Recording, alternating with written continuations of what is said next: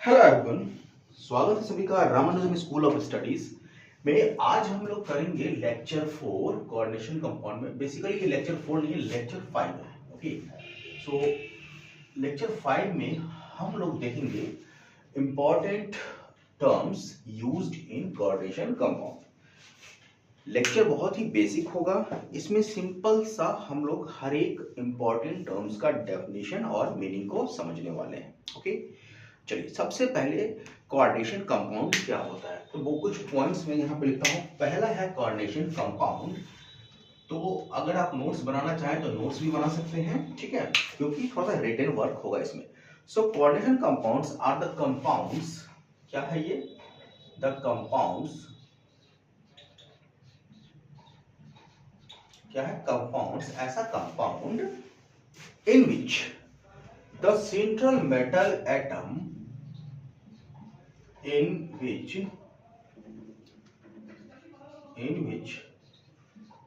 the central metal atom, ठीक है। हम लोगों ने स्टार्टिंग में भी देखा था कि सेंट्रल मेटल एटम में बियॉन्ड देयर वैलेंसी, मतलब इसके वैलेंसी के बाहर जाके, ठीक है, नॉर्मल वैलेंसी के बाहर जाके ये कंपाउंड बनाता है। Central metal atom is bound, ठीक है, बंधा होता है। सेंट्रल मेटल एटम बंधा होता है, is bound to a number of anions, to a number of anions, ठीक है, बहुत सारे एनायन से जुड़े होते हैं। और न्यूट्रल मॉलिक्यूल्स,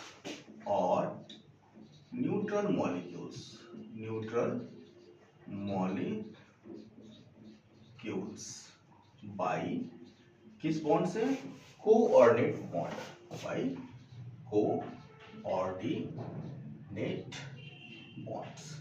ओके, तो ये चीज को हम लोगों ने स्टार्टिंग से अभी तक तो समझ में आ गया होगा, ठीक है, क्या होता है कोऑर्डिनेशन कंपाउंड। हम लोगों ने स्ट्रक्चर एनालिसिस भी किया था, उसमें भी आपको बहुत कुछ समझ में आ गया होगा, ठीक है। दूसरा है इसमें कोऑर्डिनेशन कॉम्प्लेक्स में, जो कंपाउंड में दूसरा जो हमारा आएगा coordination entities, coordination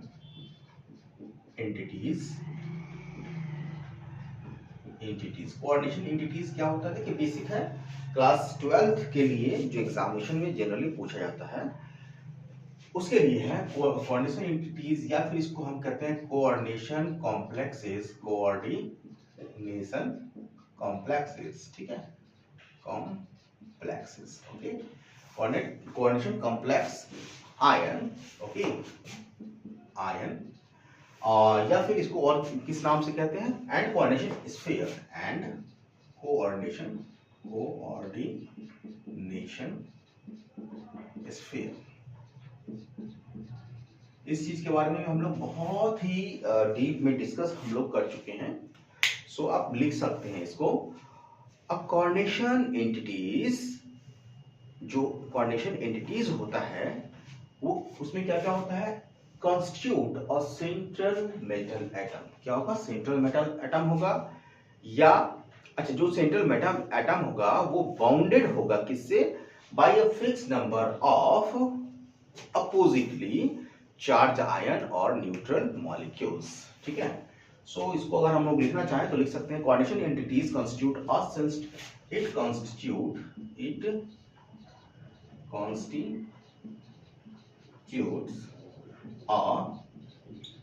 central metal atom,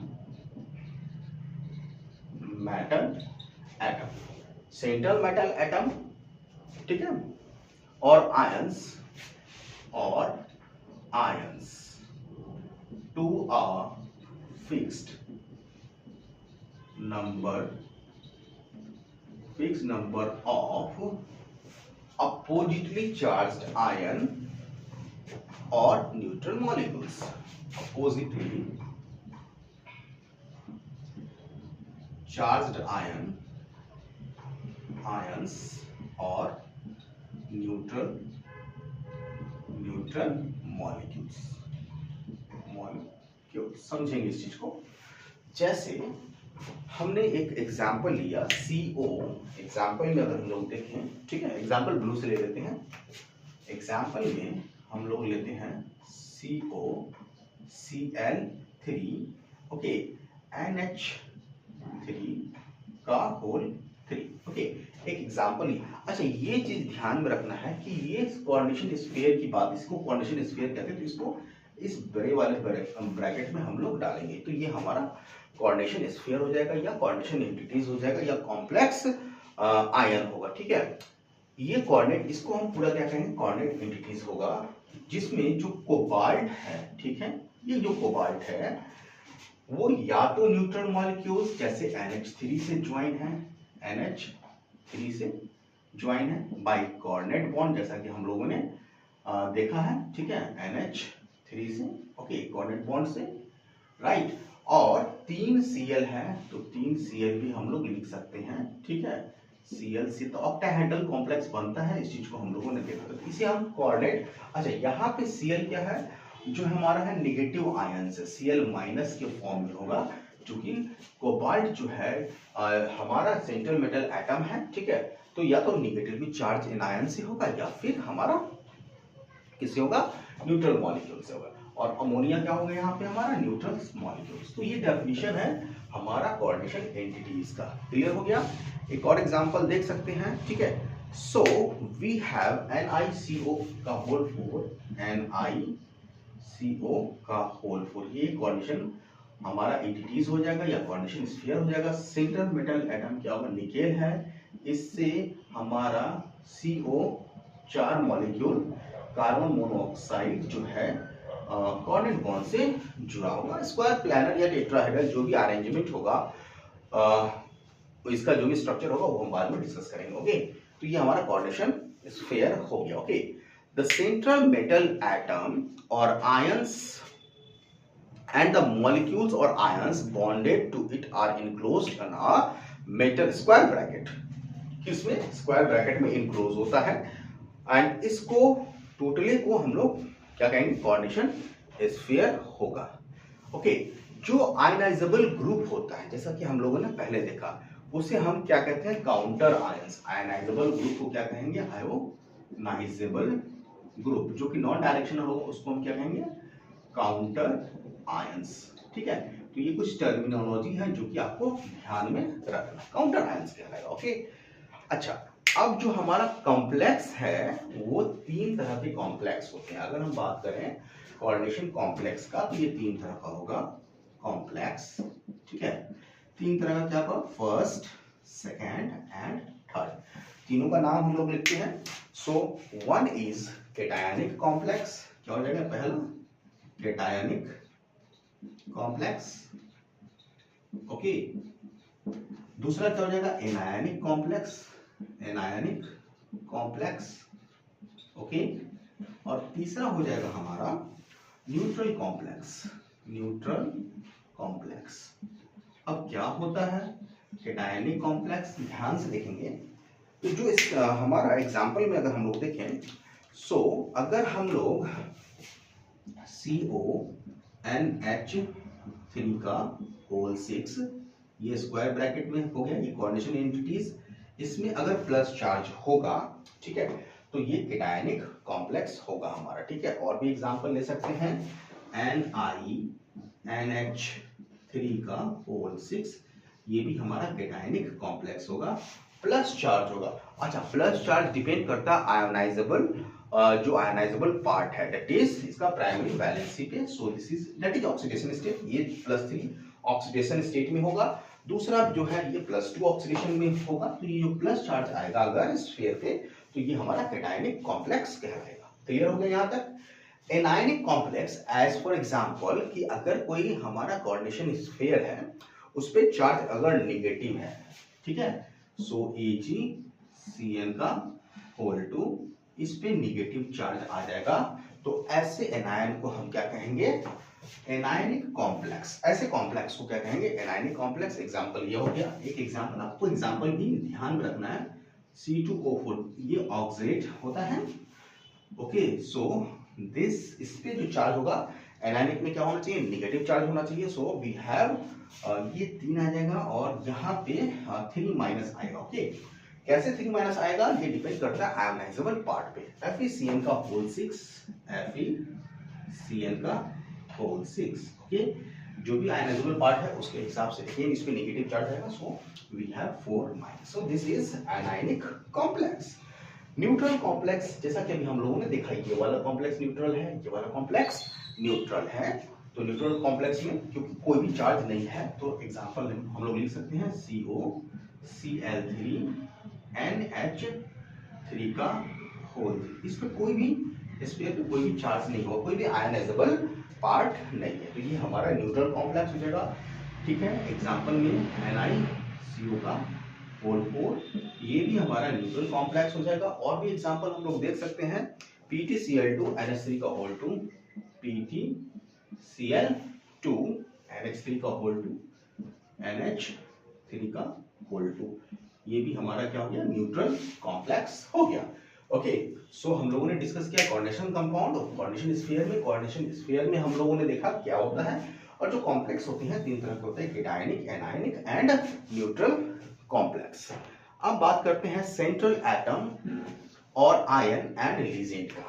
ठीक है, अब बात करते हैं इसका सेंट्रल एटम। तो देखिए आपको समझ में आ जाएगा, सेंट्रल एटम जो हमारा डी ब्लॉक का एलिमेंट है, जिसपे कोऑर्डिनेट बॉन्ड न्यूट्रल मॉलिक्यूल्स या एनायनिक पार्ट बनाएगा, उसे हम सेंट्रल एटम कहेंगे। सो एग्जांपल में आपको समझ में आ गया होगा, ये हमारा सेंट्रल एटम हो जाएगा। तो यहाँ पे मैं मार्क कर रहा हूँ रेड से, ये हमारा सेंट्रल एटम हो जाएगा, ये हमारा central atom, this is central atom.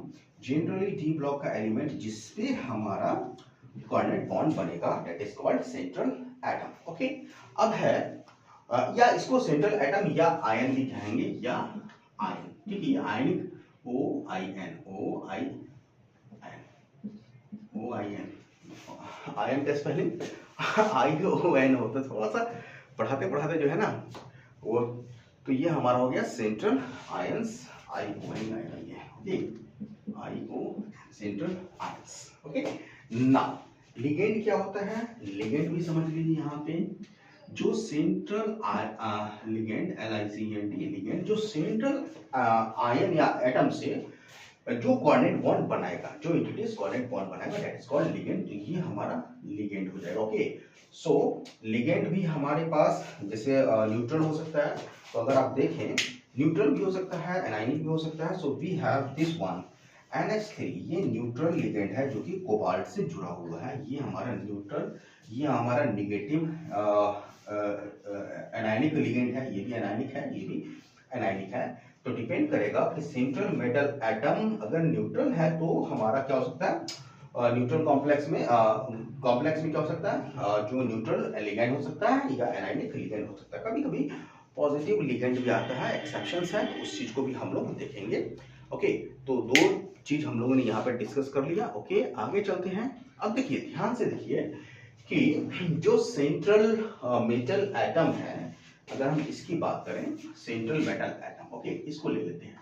सो इसमें क्या है हमारा, vacant D orbital, vacant D orbital है। अभी हम बॉन्डिंग में देखेंगे कैसे कैसे। इसके बाद हम लोग बॉन्डिंग, हम लोगों ने प्रीवियस लेक्चर में क्या कहा था कि शेप ऑफ डी ऑर्बिटल करेंगे, उससे पहले हम लोग ये कर लेते हैं। अब शेप ऑफ डी ऑर्बिटल और बॉन्डिंग साथ साथ करेंगे। सो वैकेंट डी ऑर्बिटल क्या करेगा, इट एक्सेप्ट इलेक्ट्रॉन पेयर, कहां से, electron pairs. Okay, electron pairs को एक्सेप्ट करेगा। और इलेक्ट्रॉन पेयर कौन देगा, जो लिगेंड होगा, चाहे वो न्यूट्रल हो, चाहे वो एनायनिक हो या केटायनिक। केटायनिक के पास भी होता है एरो प्लस, एक एग्जांपल है। ओके, सो चूंकि जो सेंट्रल एटम है इसके पास वैकेंट डी ऑर्बिटल है और वो इलेक्ट्रॉन को एक्सेप्ट करेगा, so that why it acts like, या ये क्या होता है हमारा, लेविस एसिड के जैसा काम करेगा। किसके जैसा, लेविस एसिड के जैसा काम करेगा। बहुत ही सिंपल सा कॉन्सेप्ट के हिसाब से हम लोग यहाँ पे देख रहे हैं। Okay, right. क्योंकि जो हमारा लिगेंड है ये कोऑर्डिनेट बॉन्ड के तहत, या जो एनायनिक हमारा लिगेंड है न्यूट्रल या एनायनिक, वो कोऑर्डिनेट बॉन्ड के तहत जो सेंट्रल मेटल एटम होगा उसके वैकेंट डी ऑर्बिटल को अपना इलेक्ट्रॉन प्रोवाइड करेगा। इसलिए इसे हम क्या कहेंगे, सेंट्रल मेटल एटम क्या होगा हमारा लेविस एसिड के जैसा काम करेगा। अब बात करते हैं लिगेंड्स का। सो लिगेंड्स के भी टाइप होते हैं, अलग अलग टाइप के। कौन कौन से लिगेंड होते हैं, कैसे कैसे होते हैं, उसको डिस्कस करते हैं यहाँ पे। सो एक टाइप होगा हमारा लिगेंड में, सो this is types of ligand में यूनिडेंटेड और मोनोडेंटेड लिगेंड। यूनिडेंटेड और मोनोडेंटेड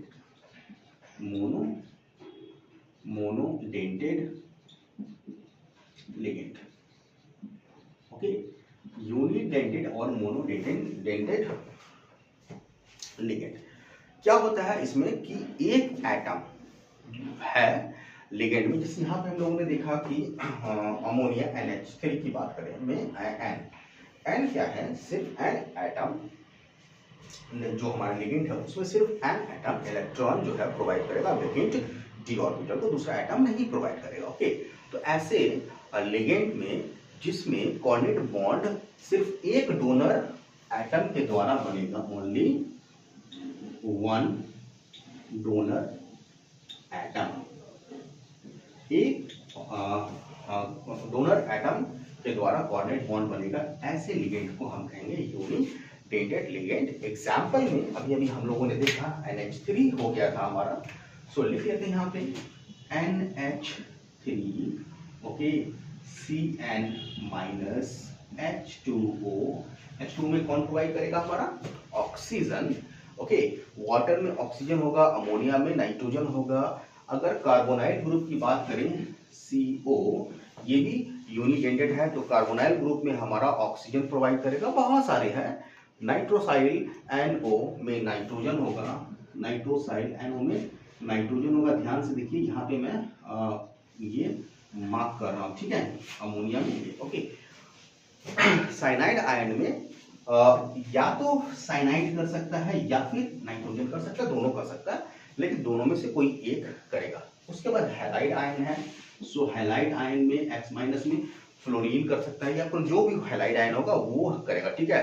नाइट्रो ग्रुप जो है हमारा NO2- का होता है, NO2- नाइट्रो, इसमें जो है हमारा डोनर एटम क्या होगा, नाइट्रोजन होगा। उसके बाद ये जो अंडरलाइन है वो डोनर एटम है। इसके बाद हमारा नाइट्राइटो है, तो ये सब नाइट्राइटो NO, ओके, नाइट्राइटो में NO होता है, NO2 में नाइट्राइटो कोई एक ऑक्सीजन हमारा प्रोवाइड करेगा। ओके, ऑक्सीजन प्रोवाइड करेगा, राइट। ध्यान से देखिएगा कि इसमें नाइट्रेट में हमारा N प्रोवाइड करेगा, नाइट्राइटो में ऑक्सीजन प्रोवाइड करेगा। ओके, डोनर एटम ऑक्सीजन हो जाएगा। ऑक्साइड में अगर हम देखें O2- ऑक्साइड में ये हो जाएगा, तो ये अलग अलग हमारा। आइसोथाइनाइड में अगर हम बात करें SCN-, तो ये भी यूनिडेंटेड लिगेंड है, ठीक है। और आइसोसाइनाइड में या तो S करेगा या फिर N डोनर एटम के रूप में इलेक्ट्रॉन प्रोवाइड करेगा, किसको, सेंट्रल मेटल एटम को। सो लिगेंड में हमने यूनिडेंटेड लिगेंड को समझ लिया। ओके, उसके बाद क्या है, डाइडेंटेड या इसको बाइडेंटेड लिगेंड भी कहते हैं। दूसरा है हमारा डाइडेंटेड या फिर बाइडेंटेड लिगेंड। अब इसमें ध्यान से देखिए क्या है, एस नाम के हिसाब से कि ऐसा लिगेंड जो सेंट्रल मेटल एटम के वैकेंट डी ऑर्बिटल को इलेक्ट्रॉन प्रोवाइड करे, बट दो एटम प्रोवाइड कर सकता है, दो एटम इलेक्ट्रॉन को प्रोवाइड कर सकता है। So ligand which have two donor atom, तो बेसिकली हम लोग क्या कहेंगे, टू डोनर एटम होगा, two donor atoms. Okay, so अब यहाँ पे हम लोगों ने कहा था कि S कर सकता है या N कर सकता है, दोनों में से कोई एक करेगा। लेकिन बाइडेंटेड में दो डोनर एटम हो जाएगा, जैसे ऑक्सलेट आयन। तो ऑक्सलेट आयन का स्ट्रक्चर मैं लिखता हूँ single bond double bond O, C single bond double bond O, ठीक है। ये ऑक्सिलेट आयन है, इसको हम लोग शॉर्ट में OX भी लिखते हैं, ठीक है, शॉर्ट में OX भी लिखते हैं। इस पे -2 चढ़ जाएगा, इस पे 2 कार्बन, दोनों 2 ऑक्सीजन, ये वाला ऑक्सीजन या ये वाला, दोनों ऑक्सीजन, दोनों, नॉट एक, प्रोवाइड करेगा, ठीक है। इसे हम क्या कहेंगे, ऑक्सिलेट आयन। डाइडेंटेट में हमारा ऑक्सिलेट आयन आ गया। और भी एग्जांपल हमें डाइडेंटेट में मिलेगा, जैसे CH2 NH2 CH2 NH2, इसमें दो एटम, दो डोनर एटम है, दोनों क्या है, नाइट्रोजन है। ये हमारा इलेक्ट्रॉन पेयर को, सेंट्रल मेटल एटम को क्या करेगा, प्रोवाइड करेगा। इसका नाम है इथिलीन डाइएमीन, इथिलीन डाइएमीन, ठीक है। इसको शॉर्ट में EN भी लिखते हैं। सो दिस इज बाइडेंटेट या डाइडेंटेट, ओके। तो और भी एग्जांपल है ग्लाइसिनेट आयन, ठीक है। ग्लाइसिनेट आयन का स्ट्रक्चर देखते हैं, CH2 NH2, ओके। और यहाँ पे ग्लाइसिनेट है तो COOH होगा, COO माइनस। तो ये नाइट्रोजन और ये ऑक्सीजन, ये दोनों प्रोवाइड कर सकता है क्या चीज, प्रोवाइड करेगा इलेक्ट्रॉन पेयर को, किसको, सेंट्रल मेटल एटम को। तो इसे हम कहेंगे डाइडेंटेट, ओके। आगे चलकर देखिए बहुत सारे हैं। इसके बाद हमारा, इसमें भी डाइडेंटेट में भी 2 तरह का होता है, सिमेट्रिकल डाइडेंटेट, जैसे हम बात करें ये वाला, तो सिमेट्रिकल डाइडेंटेट हो गया, ठीक है।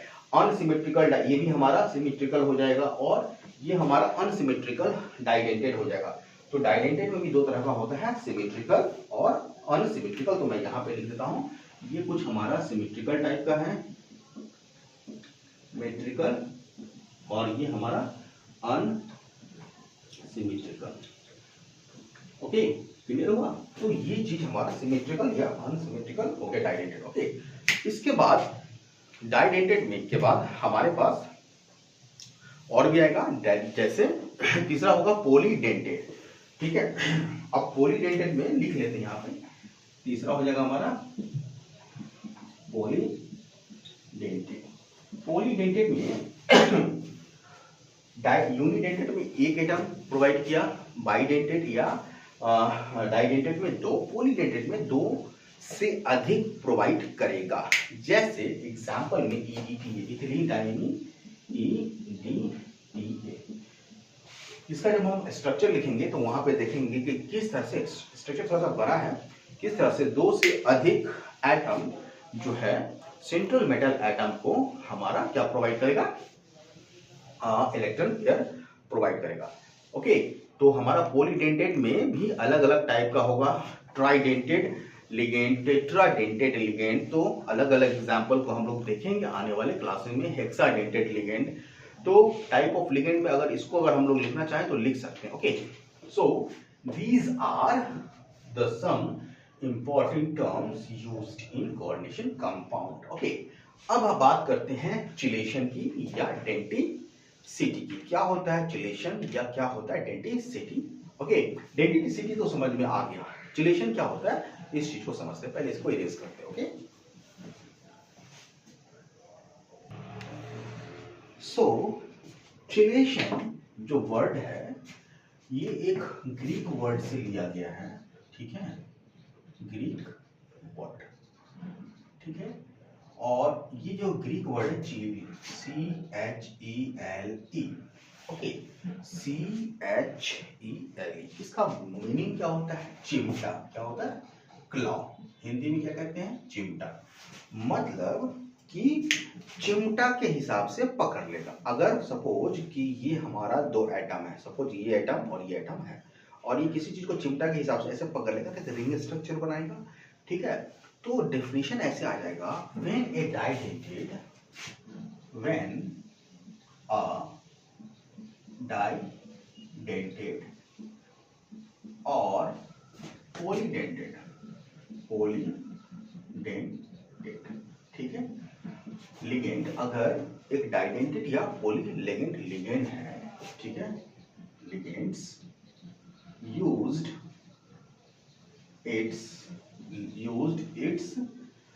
donor atom, two or more donor atom, two or more donor atom, दो या दो से अधिक डोनर एटम्स को यूज करेगा अपने इलेक्ट्रॉन पेयर को, किसको देगा, vacant D orbital of D block element, जो सेंट्रल मेटल एटम होगा उसे डोनर एटम टू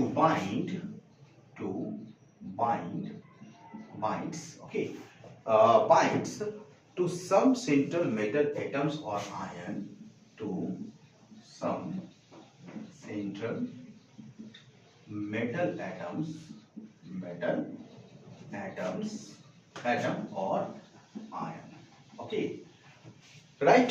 अब जब भी मेटल एटम को दो डोनर एटम अपना इलेक्ट्रॉन पेयर देगा तो क्या बनाएगा, रिंग बनाएगा, फॉर्मिंग और रिंग स्ट्रक्चर,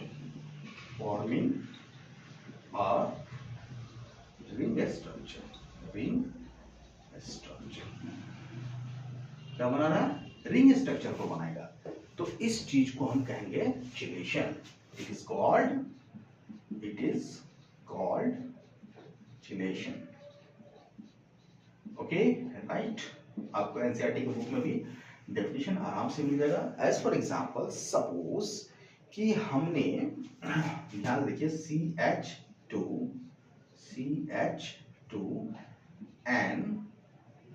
H2 यहां ले लेते हैं और NH2 यहां ले लेते हैं। यहां पे दो हमारा इलेक्ट्रॉन पेयर है नाइट्रोजन के पास, ठीक है।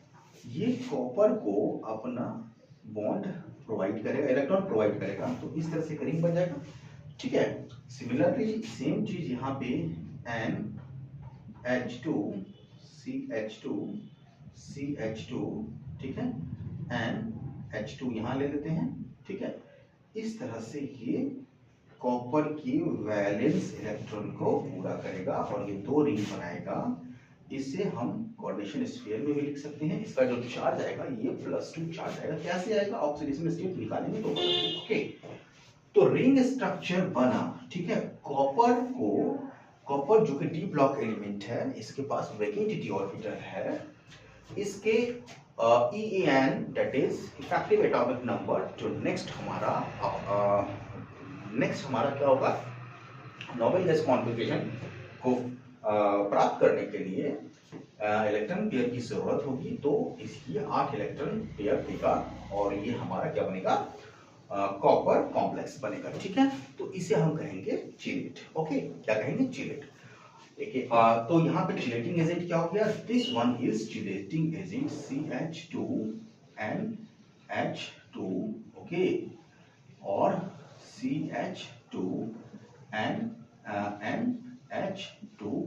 ये हमारा चिलेटिंग एजेंट हो गया, जो मेटल एटम को या आयन को इलेक्ट्रॉन प्रोवाइड करेगा। So the number of coordinating or ligating group present in ligand is called density of a ligand, ठीक है। उसको हम क्या कहेंगे, डेंसिटी ऑफ अ लिगेंड कहेंगे, ओके।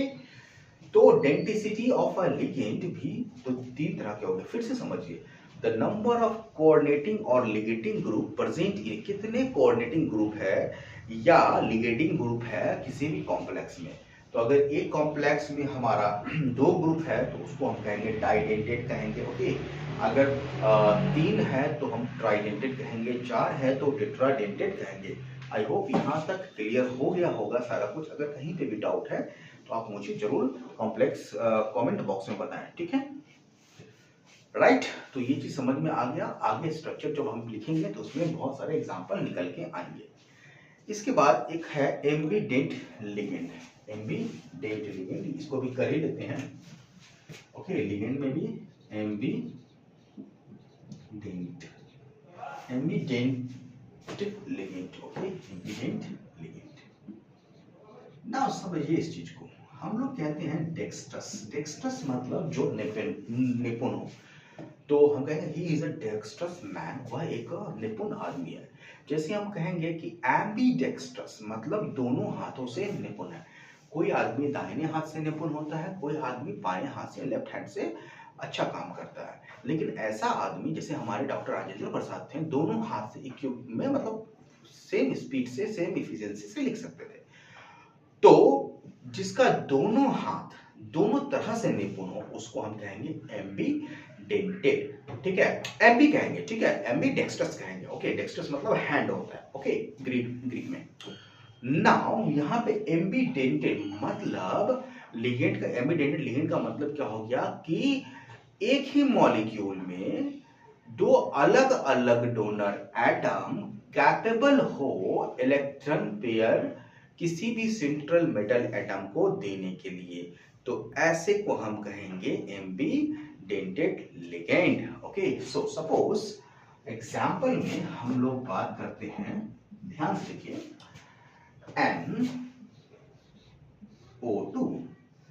NO2 इस तरह का स्ट्रक्चर है। तो इसमें जो N है मेटल एटम को दे सकता है इलेक्ट्रॉन पेयर, या फिर तो यहां पे जब N देगा तब ये हमारा क्या आएगा, नाइट्रो, क्या होगा, नाइट्रो। ध्यान से याद रखना है, ये क्या होगा, नाइट्रो, या फिर हम कहेंगे नाइट्राइट N, नाइट्राइट N, चूंकि N प्रोवाइड कर रहा है, लेकिन ऑक्सीजन भी प्रोवाइड कर सकता है, ठीक है। तो अगर ऑक्सीजन प्रोवाइड करता है मेटल एटम को अपना इलेक्ट्रॉन पेयर, तो इसको हम कहेंगे नाइट्राइटो। ओके, अभी हमने लिगेंड में देखा था। या फिर हम इसको कहेंगे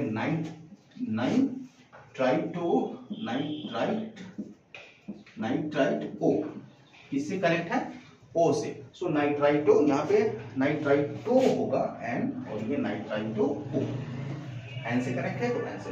तो चूंकि सेम NO2 है, इसमें अगर नाइट्रोजन देता है या फिर ऑक्सीजन देता है, दोनों में से कोई भी दे सकता है मेटल एटम को, तो डिपेंड करता है कि कौन देगा, उसके हिसाब से नाइट्राइटो होगा या नाइट्रो होगा, और ऐसे लिगेंड को हम एम्बीडेंटेड लिगेंड कहेंगे। क्लियर हो गया? चलिए जी, इसी तरह हमारा है साइनाइड आयन। एग्जांपल में साइनाइड आयन, ठीक है, साइनाइड आयन CN में अगर हमारा C कार्बन, जो C है कार्बन अगर प्रोवाइड करेगा तो क्या होगा, साइनाइड, क्या होगा, साइनाइड। अगर NC में नाइट्रोजन अगर मेटल को प्रोवाइड करता है तो ये क्या होगा, आइसोसाइनाइड। और आइसोसाइनाइड क्या होता है, जहर होता है, ठीक है। तो थोड़ा सा चेंज हो गया, साइनाइड भी वही होता है, आइसोसाइनाइड हो गया। ओके, क्लियर हो गया ये चीज। सिमिलरली आइसोसाइनाइड, ठीक है। अब इसी तरह हमारे पास एक और है SCN। अगर सल्फर प्रोवाइड करता है इलेक्ट्रॉन मेटल को, तो ये हमारा थायोसाइनेट हुआ, क्या होगा, थायोसाइनेट। ओके, अगर SCN में नाइट्रोजन किसी मेटल को प्रोवाइड करता है तो क्या हो जाएगा, आइसोसाइनेट। आई होप बोर्ड के अंदर आ गया होगा, नहीं भी आया होगा तो आप समझ के लिख सकते हैं, ठीक है।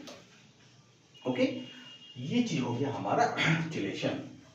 एक और कॉन्सेप्ट है कोऑर्डिनेशन नंबर, तो हम लोगों ने डिस्कस कर लिया कोऑर्डिनेशन नंबर का, कि total number of ligand attach to central metal atom और आयन, कितने लिगेंड सेंट्रल मेटल एटम से जुड़े हुए हैं through coordinate bond. So this is called coordination number, और ये नॉन आयनाइजेबल होता है। ओके, नेक्स्ट है charge of a complex ion.